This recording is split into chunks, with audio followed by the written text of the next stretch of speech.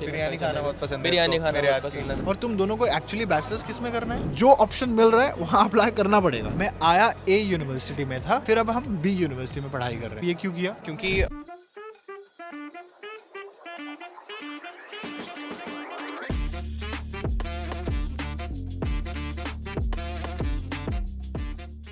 Alright, अब हम बात करते हैं थोड़ा एडमिशन को लेके। आप अगर एक स्टूडेंट हो जो आप 12वीं खत्म करके अपना फर्स्ट ईयर शुरू कर चुके हो, फर्स्ट सेमेस्टर में हो या फर्स्ट सेमेस्टर खत्म कर चुका है, या सेकंड सेमेस्टर में हो या सेकंड सेमेस्टर खत्म कर चुके हो, किसी भी स्टेज पे हो, ये वीडियो अब आपके लिए बहुत रेलेवेंट हो जाएगा। क्योंकि इनसे मैं पूछूंगा कि आप लोगों ने उसके बाद क्या करा, आप जब फर्स्ट ईयर में थे, या ये सब तैयारी कब शुरू हुई, प्रोसेस क्या होगा, डॉक्यूमेंट्स क्या लगेंगे, सब बताओ प्लीज। अगर आपने फर्स्ट सेमेस्टर कर लिया है फर्स्ट ईयर का, मैं सबसे पहले सजेस्ट करूंगा यू स्टार्ट योर जर्मन। मतलब जर्मन एटलीस्ट B1 लेवल तक आप सीख लें। दूसरी चीज़, आप आइल्स पे ध्यान दें, आइल्स दे लें, कम से कम 7 चाहिए होता है। उसके बाद अपने ग्रेड्स पे ध्यान दें ताकि आपकी CGPA एटलीस्ट क्यूमुलेटिव 7.5 से ऊपर ही रहे। तो उसके लिए मैं बोलूँगा, उससे पहले एक पॉइंट ऐड करना चाहूँगा कि जो आप फर्स्ट ईयर में यूनिवर्सिटी जिससे कर रहे हो आप, तो आप चेक कर ले, एक अनाबेन करके साइट होती है, उससे आपकी यूनिवर्सिटी रिकॉग्नाइज है या नहीं, H+ होना चाहिए बेसिकली, देन ही आप उस यूनिवर्सिटी से करें। मेरा क्वेश्चन अब दोनों के लिए है कि मान लो अगर मैंने अपना फर्स्ट ईयर भी खत्म कर लिया है, तो मैं यूनिवर्सिटी शॉर्टलिस्टिंग कब करूंगा, और आप लोगों ने कहाँ से करा था, और एक गूगल ड्राइव में मुझे कौन से डॉक्यूमेंट्स अपलोड करके रखने हैं ताकि जिस दिन वो दिन आए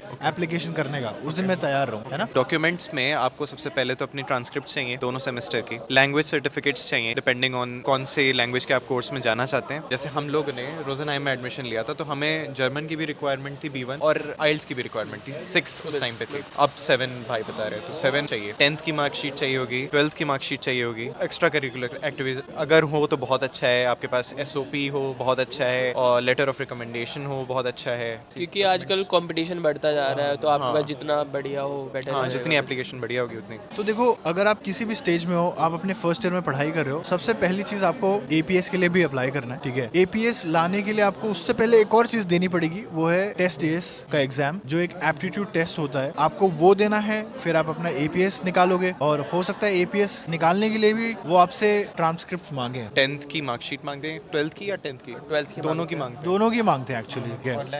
एग्जैक्टली। तो इन्होंने जैसे डॉक्यूमेंट बता दिया, थोड़ा यूनिवर्सिटी शॉर्टलिस्टिंग के बारे में बात करते हैं। तो क्योंकि आप फर्स्ट ईयर इंडिया में करके आ रहे हो, प्रेज्यूमेबली वो इंग्लिश में सिखाया जा रहा है। दैट ऑल्सो मीन्स कि आप जर्मनी में भी हो सकता है अपना बैचलर्स इंग्लिश डॉट प्रोग्राम ही देखो, ठीक है? इनसे मैंने स्टार्टिंग में पूछा था कि डिसएडवांटेज क्या होता है। उसका एक सबसे बड़ा डिसएडवांटेज ये हो जाता है कि यार, आपका जो पूल ऑफ कोर्सेज है, आप जिस भी एरिया में जाके पढ़ना चाहते हो, किसी भी इंजीनियरिंग फील्ड में, किसी भी बिजनेस की पढ़ाई में, वो थोड़ा कम हो जाता है। एक बंदा जो स्टूडेंट कोलिग करके आया हुआ है, उसके लिए तो पूरा जर्मनी ओपन है, बट इन लोगों के लिए ऑफ कोर्स रिस्क कम है इंडिया में जब रहते हुए, क्योंकि एप्लीकेशन इंडिया में रहते हुए किया हुआ है इन्होंने। जो ऑप्शन मिल रहा है वहाँ अप्लाई करना पड़ेगा, राइट? तो यूनिवर्सिटी शॉर्टलिस्टिंग आप इस तरीके से डिजाइन करना कि आपके पास आपकी जो फील्ड है, मान लो आपको कंप्यूटर साइंस में जाना है, तो आपकी सारी इंग्लिश डॉट प्रोग्राम्स उस पर्टिकुलर इनटेक, जो क्लोजेस्ट इनटेक होगा, वो समर हो सकता है, विंटर हो सकता है। समर थोड़ा छोटा इनटेक लेता है, विंटर बड़ा इनटेक है जर्मनी में। तो ट्राई करना कि आपकी टाइमलाइन इन दोनों के कितने क्लोज है, वो मैच करके देखना। मुझे एक और बात करनी है कि आपकी यूनिवर्सिटी शॉर्टलिस्टिंग में कितने यूनिवर्सिटीज थे? हम लोग आए थे समर सेमेस्टर में। पहले हम लोग TUHH में नहीं थे, इससे पहले हम लोग रोजनहाइम में थे। फिर हम लोगों ने कोर्स चेंज किया है, वो भी आप कर सकते हैं किसी भी सेमेस्टर के बाद, अगर आपका कोर्स मैच कर रहा है तभी। तो हम लोग का कर रहा था, इसलिए हमने आए समर सेमेस्टर में थे। तो उसके बाद हम लोग के पास ऑप्शंस सिर्फ 3 थे समर सेमेस्टर इंग्लिश लैंग्वेज में, और जिस ऑप्शन को हमने चूज किया उसमें हाफ जर्मन था। 50% इंग्लिश में पढ़ाई जाती थी वो, और 50% जर्मन में। एक तो वो छोटा शहर था इसलिए हमने वो छोड़ा, और प्लस हमें बड़ी यूनिवर्सिटी में TU में आना था, इसलिए हम लोग यहाँ आए। उस टाइम बस यही है कि समर सेमेस्टर में बहुत कम ऑप्शंस होते हैं, प्लस इंग्लिश अगर आपको चाहिए तो और कम हो गए ऑप्शंस। तो 3 ऑप्शंस। आपको मनपसंद कोर्सेज भी हो सकता है ना मिले। हाँ, आपको, नहीं मिले। आपको जाना पड़ेगा, आपके पास ऑप्शन नहीं है। आपको हाँ। इंग्लिश कोर्स में जाना है, बट आपको जस्ट जाना है जर्मनी, तो आपके पास हाँ, ऑप्शन नहीं बस वही ऑप्शन है। समर सेमेस्टर में ऐसा होता है, और विंटर सेमेस्टर में ऑप्शन ज्यादा होते हैं। स्किल कम होते हैं स्टूडेंट हाँ, कॉलेज वालों से, बट हाँ, ऑप्शन स्टूडेंट कॉलेज वालों को ज़्यादा आसानी होती है, उनके पास ऑप्शन ज़्यादा होते हैं। लेकिन हाँ, विंटर सेमेस्टर में समर सेमेस्टर से ज़्यादा कोर्सेज होते हैं। तो बेसिकली आप ये कह रहे हो कि मैंने यूनिवर्सिटी शॉर्टलिस्टिंग तैयार करी, और फिर मैंने डॉक्यूमेंट्स तैयार करे। यूनिवर्सिटी शॉर्टलिस्टिंग से ये पता लग गया कि मुझे कहाँ कहाँ अप्लाई करनी है। आप लोगों ने समर में अप्लाई कर दिया। इनके केस में तीन ऑप्शन थे। आप मेरे में भी तीन या चार तीन चार ऑप्शन थे। और तुम दोनों को एक्चुअली बैचलर्स किस में करना है? डेटा साइंस, कंप्यूटर साइंस में। बेसिकली मेरे को था कंप्यूटर फील्ड में जाना है, तो मेरा रोजनहाइम वाले में भी IT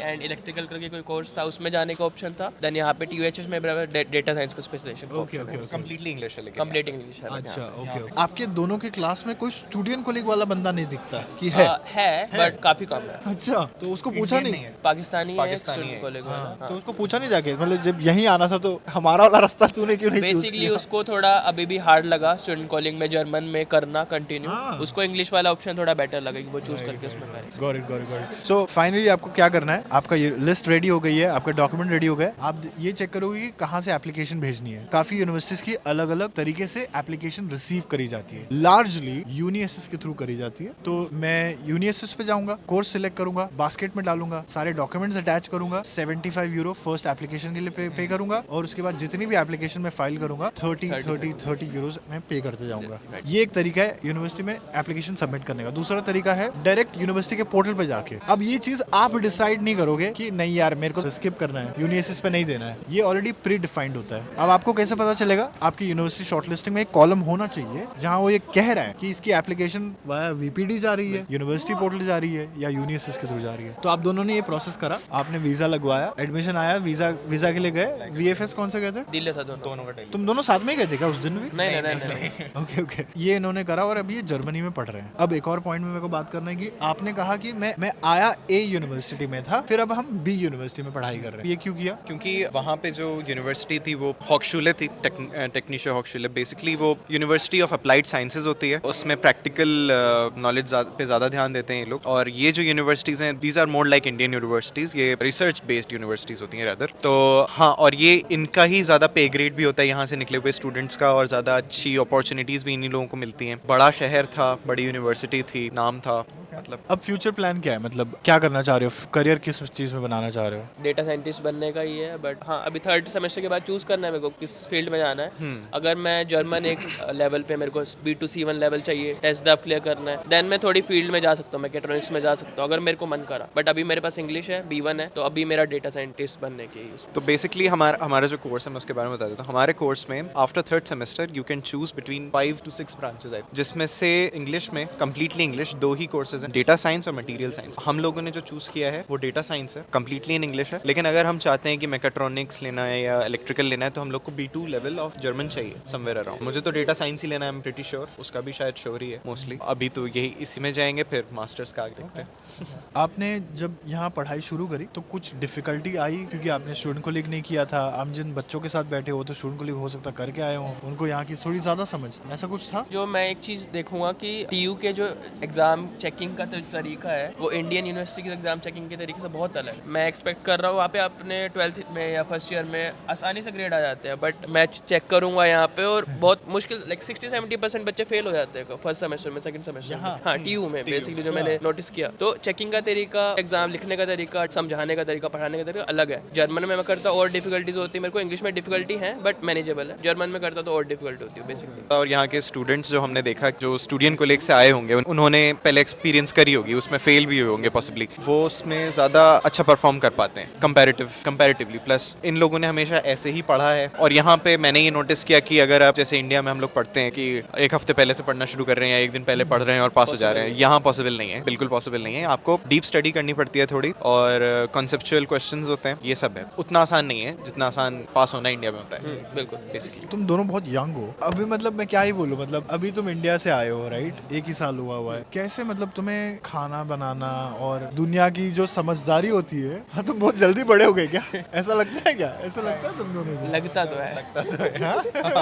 मतलब अभी खाना बनाना पड़ता है खुद से, या उसके लिए भी तुमने लगा रखा है कोई? नहीं अच्छा। मेरे को अच्छा लगता है कि मुझे भी खुद अच्छा का लगता है, खाना बना खाना रहे हो, मतलब बहुत इंडिपेंडेंट अच्छा बन रहे हो, अच्छा खाना बना रहे हो, स्किल भी डेवलप हो रही है, पार्टी कर रहे हो तुम दोस्तों के साथ कि आज मैं बनाता हूँ, कभी किसी और के दोस्त के बिरयानी खाना बहुत पसंद है, बिरयानी इसको खाना मेरे बहुत हाथ की। पसंद है। सही है सही है, सही है। Okay okay. और फिर मतलब और क्या, मतलब क्या क्या चैलेंजेस आए थे लाइफ एक, बिकॉज देखो कोर जो काम करने आए हो यहाँ पर वो पढ़ाई है, ठीक है, बट लाइक एक होती है ना लाइफ आउटसाइड की, वो उसको भी मैनेज करते हुए चलना है इस लाइफ को देखते हुए, है ना? तो how you guys doing it? Basically जो मैं कहूँ डिफिकल्टीज मेरे को आई थी हाउसिंग के बारे में। जर्मनी में घर नहीं मिलते मेरे को, था स्टूडेंट एंड वर्क में मिल जाए मेरे को, एक सब्सिडाइज रेट पे भी होता है, सस्ता भी होता है, जो क्योंकि मेरे को निकालना अपने जॉब से ही है, तो मेरे जितना ज़्यादा कम मैं रेंट पे खर्च करूंगा that's better for me. Student and work में अप्लाई करना, देन एक साल की वेटिंग लिस्ट है, वहाँ पे नहीं मिलता। देन आप प्राइवेट पे जाते हो, मना कर देता है देने से, है ही नहीं। वो ढूंढने में मेरे को काफ़ी मुश्किल हुई। हैम्बर्ग आया था मैं, तो मैं 3 महीने ऐसे ही कभी इस साइड रह रहा हूँ कभी इसके यहाँ पे, तो वो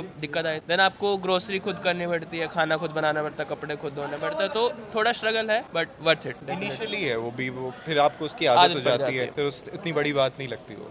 That's so true. ठीक है, फाइनल क्वेश्चन, क्या बोलना चाहते हो जो स्टूडेंट्स फर्स्ट ईयर इंडिया में करके आना चाह रहे हैं आप जैसे, उनको क्या कहना चाहते हो? फर्स्ट ईयर करके जो आना चाहते हैं, मेरे हिसाब से ईजियर ऑप्शन है ये, लेकिन स्टूडेंट को लेकर करने के अपने फ़ायदे हैं। लेकिन मैं ये मानता हूँ कि मैंने कुछ गलत नहीं किया, क्योंकि मुझे कोई प्रॉब्लम नहीं हो रही, क्योंकि मैं जर्मन सीख के आया हूँ। हम दोनों के पास सर्टिफिकेशंस हैं, जर्मन सीखनी चाहिए। आई वुड ऑल्सो से जितनी जर्मन कर सकते हो करो। B1 आई वुड से कि मिनिमम लेवल है, इसके बिना आओगे चला लोगे काम, बट अच्छा है कि B1 करके आओ। दूसरा मैं कहूँगा बेसिकली आप आए हो यहाँ पे, वर्थ इट है। आप आए हो, मेहनत करके पेशेंस रख सकते हो आप, वर्थ इट है, डेफिनेटली वर्थ। सो ये इन दोनों की जर्नी थी। अगर आपको ये वीडियो पसंद आया तो लाइक करना, make sure that you check the description of this video. See you next time, bye bye.